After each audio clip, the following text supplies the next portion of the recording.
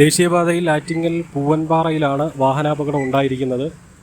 തിരുവനന്തപുരം ഭാഗത്തു നിന്നും കൊല്ലം ഭാഗത്തേക്ക് പോയ മാരുതി 800 കാർ, അമിത വേഗതയിൽ വന്ന മാരുതി 800 കാർ